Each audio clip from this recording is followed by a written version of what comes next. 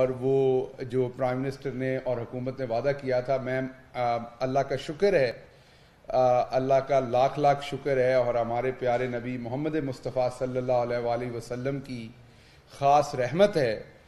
हम ये कहते हैं हम इस काबिल नहीं है, उनकी रहमत है कि हर हफ्ते में आपके साथ कोई ना कोई मंसूबा जहाँ पर अपार्टमेंट या घर बनने शुरू हो गए हैं या कंप्लीट हो गए हैं, मैं उसकी इंफॉर्मेशन आपके सामने रख पा रहा हूँ। ये हमारे नबी सल्लल्लाहु अलैहि वसल्लम के सदक़े से हम अपने किए हुए वादों की तकमील की तरफ अब जा रहे हैं। तो आज प्राइम मिनिस्टर जो हैं वो पहले मरहले में, और भी वहाँ पर बहुत सारे घर बनेंगे, लेकिन पहले मरहले में 1320 घर जो नया पाकिस्तान हाउसिंग सोसाइटी के हाउसिंग अथॉरिटी के अंडर 1320 घर हैं, उनके मालिकाना हकूक लोगों को मिलने हैं। और ये आपको मैंने बताया था, ये बिल्कुल गरीब पिसा हुआ तबका जिसके बारे में पहले नहीं सोचा गया।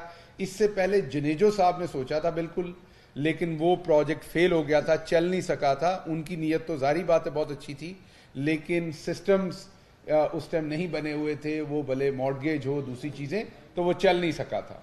दूसरा बड़ा प्रोजेक्ट जो प्राइम मिनिस्टर वहाँ पर इफ्तिताह करने जा रहे हैं, वो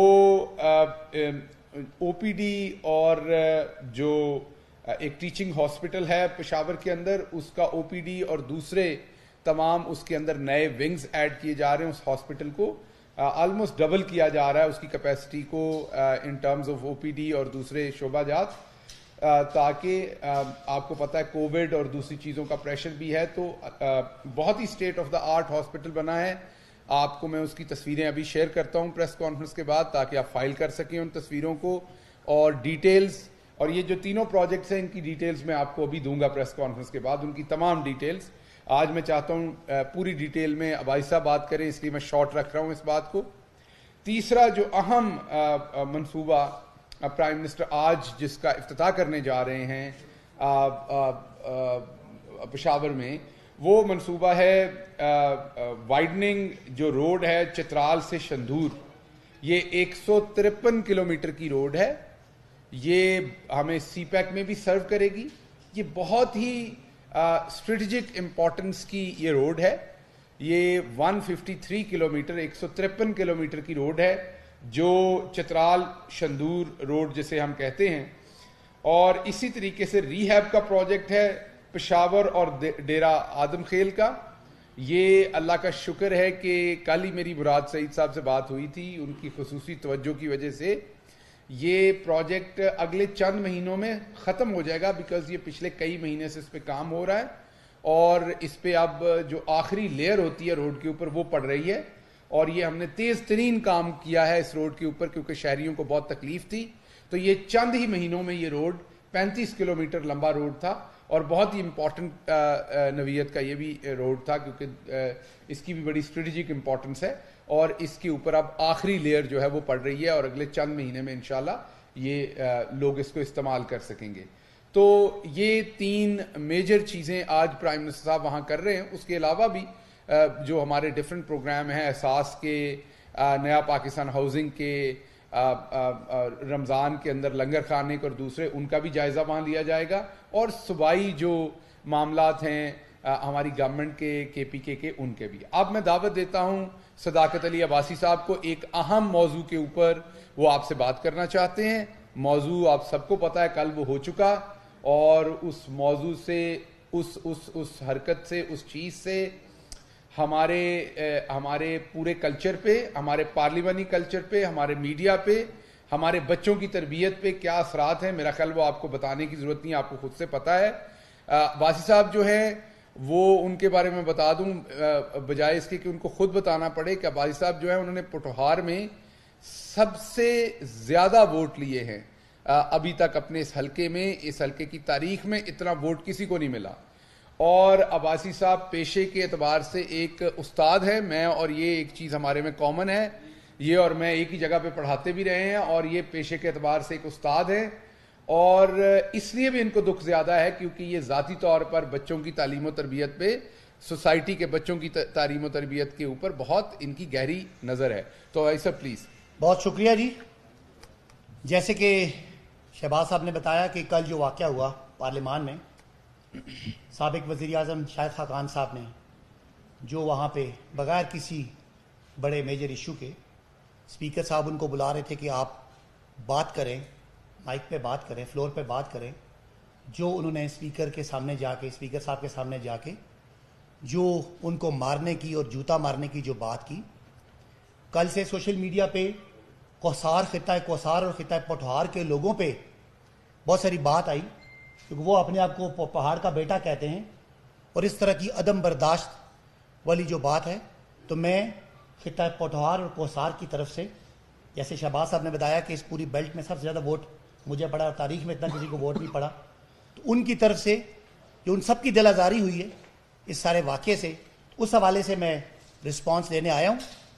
पूरे पोठहार और कौसार की तरफ से हम समझते हैं कि ये स्पीकर साहब के सामने जाके उनको मारने की बात करना बिल्कुल गैर सियासी, गैर जमहूरी और गैर इखलाकी हरकत थी। हम समझते हैं कि ये इस तरह की हरकत कोई आम आदमी भी करे, उसको मीडिया को, पॉलिटिकल पार्टीज को, इंटेलिजेंशिया को, दानिश्वरों को, एंकर्स को बुरी तरह इसको डिस्करेज करना चाहिए, क्योंकि ये माशरे में एक तशद्दुद को प्रमोट करता है। और जो हम पिछले 20-30 साल से कोशिश कर रहे हैं कि इस माशरे में बर्दाश्त हो, हम मुज़ाकरात से, हम दलील से, हम बातचीत से एक दूसरे का मौक़िफ़ समझे, उसकी बजाय अगर पार्लियामान में उनके पास जूता था तो वो दिखाना, उन्होंने मारने की कोशिश या बात की। बाहर जब उन पे बात होती है तो वो एक पॉलिटिकल पार्टी का वजीर आजम साहब का ये कहता है कि मुझे कोई एक गाली देगा तो मैं उसके बदले में 10 गालियां दूंगा, मुझे कोई एक थप्पड़ मारेगा मैं उसको 10 थप्पड़ मारूंगा। आम आवाम का एहतजाज जहां होता है वहां वो लोगों के पीछे भागता है उनको लाते मारने के लिए। ऐसे लोग अगर ईवान में बैठे होंगे, नुमाइंदगी कर रहे होंगे, तो मुआशरे में एक अदम बर्दाश्त का कल्चर होगा। मुझे जहां मेरी मर्जी का फैसला नहीं मिलेगा, चाहे वो मैजिस्ट्रेट है, तहसीलदार है, एसी है, डीसी है, कोई अदालत है, तो मैं वहां खड़ा हो जाऊंगा। मेरे हाथ में जूता है, मेरे हाथ में पत्थर है, मेरे हाथ में कोई डंडा सोटा है या असला है, मैं वो इस्तेमाल करूंगा। मैं कहूंगा कि मेरे तरीके से करो, वरना मैं नहीं चलने देता। इससे मुआशरे पे बहुत मनफी असरात होते हैं उन लोगों के कि जो आला ओहदों पर फायज होते हैं। कारकुनान इस पार्टी को करोड़ों लोगों ने वोट दिया, उनको क्या मैसेज है? मैं बताना चाहता हूं कि पोठहार और कौसार में हम इलेक्शन लड़ते हैं, बहुत ज्यादा तहजीब के अंदर रह के हम इख्तलाफ भी करते हैं, इख्तलाफ राय भी करते हैं, बात भी करते हैं, सुनते भी हैं। हमारा 492 पोलिंग स्टेशन पे इलेक्शन हुआ, एक जगह भी कोई तू तकार भी नहीं हुई, कोई गमला भी नहीं टूटा, कोई पत्ता भी नहीं टूटा सारे प्रोसेस में। तो ये आदमी, मैं कौम से, स्पीकर साहब से, पार्लियामान से और जिन्होंने इस चीज से इसको हद तक समझा है, उनसे पोठहार और कौसार की तरफ से माजरत चाहता हूं। मैं इस चीज के लिए कि ये जो ये रविश है, इसको कंडेम करने के लिए तमाम एंकर पर्सन से बात करता हूं कि अक्रॉस द पॉलिटिकल डिवाइड, ये नहीं कि अब आपको कोई चीज सूट करती है, ये चीज मुआशरे के लिए बड़ी नुकसानदेह है, कारकुनान के लिए बड़ी नुकसानदेह है। और वो फोरम जहां फैसले होते हैं और फैसला साजों के लिए उनका फैसला अमल दरामद करने के लिए बड़ी ज्यादा जरूरी है। और जो आज हम देखते हैं कि मुआशरे में जब आपकी बात ना मानी जाए, लोग रास्ते रोकते हैं, लोग पत्थर मारते हैं, लोग मोटरसाइकिल जलाते हैं, लोग थानों पे हमले करते हैं, इसके पीछे कोई वजह है। और वजह ऐसे ही लोग हैं जो इस मुआशरे को एक तशद्दुद की तरफ ले जाना चाहते हैं। मैं मुतालबा करता हूं शाहिद खाकान अब्बासी से कि किसी फोरम आने से पहले स्पीकर साहब से माफी मांगे, पार्लियामान से, जो पार्लियामान इस जमहूरियत का, जमहूरी निजाम का मेंबर और महराब है, और स्पीकर उस पूरे कौम की सियासत का, जमहूरियत का और जमहूरी इदारों का एक इमाम है, उसको इस तरह धमकी देने से जो एक इदारों की तज़हीक हुई है, वोट के तकद्दुस की बात करने वाले, वोटों का मंबा और मेंबर पे बैठे हुए आदमी की अगर तज़हीक करेगा, अगर पूरी कौम नहीं बोलेगी तो ये रविश चलती जाएगी और माशरे में अदम बर्दाश्त और तशद्दुद का एलिमेंट आएगा। यही तशद्दुद फिर घर में होता है, जो घरेलू तशद्दुद है, जो डोमेस्टिक वायलेंस है। वो क्या कि आप मेरी बात नहीं मानोगी या मैं आपकी बात नहीं मानूंगा, तो आप मुझ पर हाथ उठाओगे या मैं आप पर हाथ उठाऊंगा। ये मुआशरे के लीडर अगर इस तरह की बातें करेंगे तो खानदान के अंदर भी तशद्दुद होगा, मुआशरे के अंदर भी तशद्दुद होगा, बरादरियों में होगा, जिरगों में होगा, अदालतों पे होगा, हर उस फोरम पे होगा। लिहाजा इसको कंडेम करना पूरे मुआशरे का ये फर्ज है। मैं स्पीकर साहब से कहता हूं शाहिद खाकान साहब पे पाबंदी लगाई जाए, जब तक वो कौम से माफी ना मांगे उनको असेंबली का फोरम इस्तेमाल करने की इजाजत ना दी जाए। मैं शाहिद खाकान से कहता हूं कौम से माफी मांगे। मैं इसके बाद पॉलिटिकल पार्टीज, चाहे वो पीपल्स पार्टी है, चाहे वो नून लीग, पहले नून लीग से ये तकाजा करता हूं, डिमांड करता हूं कि शाहिद खाकान को नुमाइंदगी से और उनकी जो रिप्रेजेंटेशन है उससे हटाया जाए, जब तक वो इस रवैये, इस रविश से, इस गैर जमहूरी, गैर अखलाकी रविश से माफी ना मांगे। मैं पीपल्स पार्टी और दूसरी मजहबी जमातों से भी तकाजा करता हूं इनके साथ कोई डायलॉग ना किया जाए। पीपल्स पार्टी जो जमहूरी कदरों की, जमहूरी नॉर्म्स की बात करती है, क्या यह जमहूरी नॉर्म है कि स्पीकर अगर आपको बुला रहा है कि आप माइक पे जाएं और आप जाके स्पीकर को मारने के लिए दौड़ते हैं? अगर कोई सेल्फ रिस्पेक्ट है पीपल्स पार्टी ने, जब शाहिद खाकान ने आपको एक शो काज नोटिस दिया तो आपने उसको फाड़ के फेंका, ठीक है, आपका जमहूरी राइट है। और पीपल्स पार्टी की सेंट्रल एग्जीक्यूटिव कमेटी ने तालियों से इसका इस्तकबाल किया। उस वक्त शाहिद खाकान ने माफी मांग ली पीपल्स पार्टी से सियासी मामलात में। तो स्पीकर साहब से वो माफी मांगे। पीपल्स पार्टी और नून और दीगर पॉलिटिकल पार्टी से मेरा ये तकाजा है कि जब तक ये आदमी माफी ना मांगे इस रवैये, गैर जमहूरी रवैये से, आप इनके साथ कोई मुज़ाकरा ना करें। मैं इंटेलिजेंशिया, जो आपके दानिश्वर हैं, उनसे ये डिमांड करता हूं, चाहे कोई लिबरल है चाहे कोई फनाटिक है, कि ये रविश गैर जमहूरी, गैर अखलाकी और मुआशरों में तशद्दुद को परवान चढ़ाती है। इसको पूरा मुआशरा कंडेम नहीं करेगा। जो एक आदमी पहले कहता है कि मैं एक के बदले में 10 गालियां दूंगा, मुझे कोई करप्ट कहेगा मैं उसके बाप को चोर कहूंगा, ये पार्लियामान के फ्लोर पे कहा।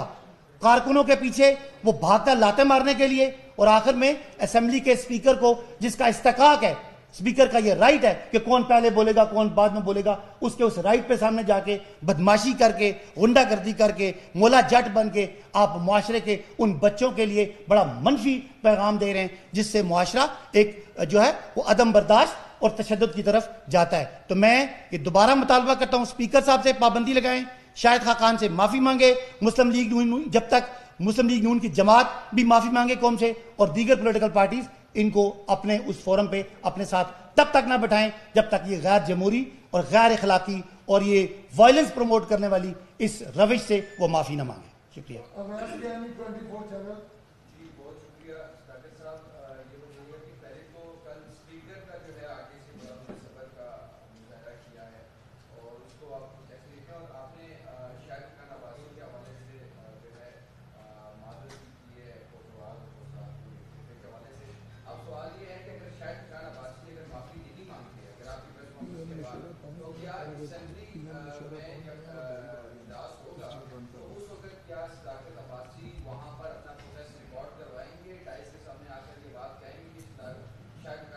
बिल्कुल, हम एक मेंबर्स मिलके स्पीकर साहब के पास जाएंगे। स्पीकर साहब ने बहुत बर्दाश्त का सबूत दिया, और चूंकि मेरे ये कबीले की बात भी थी, मेरे हलके की बात भी थी, इसलिए मैंने उनको फ़ोन करके ये उनके साथ इज़हार हमदर्दी किया और उनको अप्रिशिएट किया। अब हम ज़रूर पार्लियामान के फोरम पे भी इस पर बात करेंगे और कोशिश करेंगे कि सारी पॉलिटिकल पार्टीज इस तरह के अदम बर्दाश्त के रवैये के खिलाफ एक यकसा मौक़िफ़ क्रॉस पार्टी लाइन इस पे ले।